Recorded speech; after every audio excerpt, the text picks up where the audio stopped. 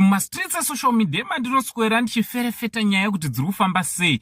Ndazouya nechikonzero chasakisa kuti mudzidzisi uya watambotaura nezvake pa first pinned comment ndo pane link rinogona kuti uone video ratamboita. Handiti mudzidzisi iye watambotaura nezvake uya ari kutrenda zvakanyanya nekurova mukomana mwana wechikoro. Handiti nyaya yake azoexposewa zvikuru.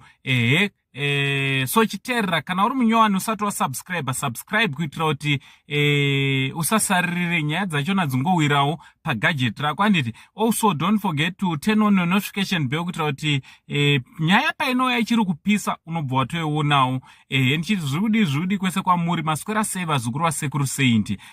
So nyaya yatambokupai yandareva zvakare kuti iri pa1st pinned comment yemudzidzisi uya airova mwana akataurawo chikonzero chekuti chaakamurovera chakanga chiri chekuti akanga akagarisa musikana pamakumbo. Aiwa yazotaurwa because pane mawhatsapp messages ari kucirculate ari kuratidza kuti muchinda uyu akanga achinyenga musikana akanga akagarira makumbo mukomana wairova. Handiti chinova chinhu chinosvodesa kuti mudzidzisi wakunyenga mwana wechikoro, wakutomuratidza kuti haupase metsi. Akatomuratidza kuti haupase metsi kana ukasatamba neni zvakanaka. Conversation yacho muri kuiona.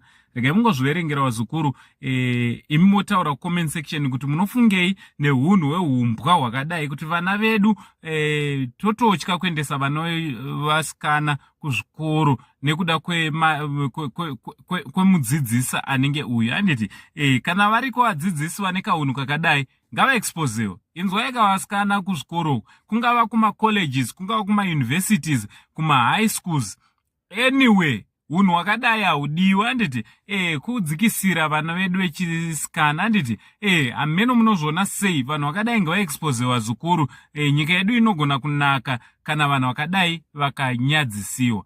Ngataura neocomment section kuti munofunge nema-whatsapp chats ari panapa. From Uncle Saint, the only Zimbabwean uncle, Paris Nonchitichi, much love.